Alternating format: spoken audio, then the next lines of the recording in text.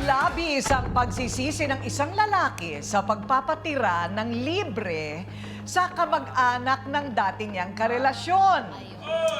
E biro mo, pinatiran niya sa loob ng 10 taon. Ngayon, gusto na niyang magpabayad ng upa.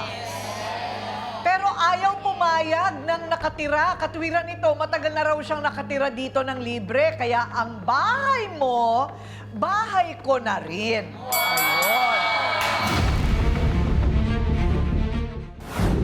Matagal ka nang nakatira dito kay Paring Joe. May 1 dekada na. Kung maaari, pwede kang magbigay ng kaunting tulong kay Paring Joe para may pangbili siya ng gamot. Tatay Joe, ikaw naman sa tinagal-tagal na nakatira ni Kuya Julius dito. Ngayon na pinaganda na yung bahay, ngayon nyo pang naisipan na paupahin sila. Kuya Julius, kung sisingilin kami ngayon ng upa, pagkatapos ng mahabang panahon, huwag sasama ang loob mo. Kasi karapatan naman ni Tatay Joe yun eh. Medyo, sa 10 taon na nakatira sila Kuya Julius dito, ngayon mo pababalak palisin sila. Halos dito na naglakihan yung mga anak niya. Eto na ang may-ari ng bahay at ang nakikitira. Joe at Julius, harapan na. Tay, anong problema mo? Bakit ka ika-ika? Na-stroke ako, ma'am. Na-stroke. Dalawang taon na. Pasensya na po kay boses ko na may sipon. Ganon. Oo, Okay. 2 taon na ako na-stroke.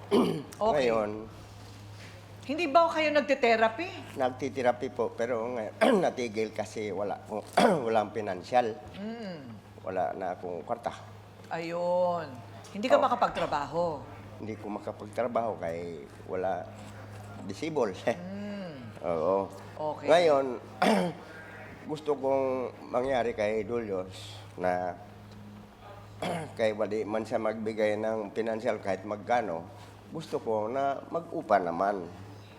Kaya kung hindi siya mag-upa, pinatira ko sa bahay, sa totoo, pinatira ko yan, una pinatira ko sa bahay, walang bayad.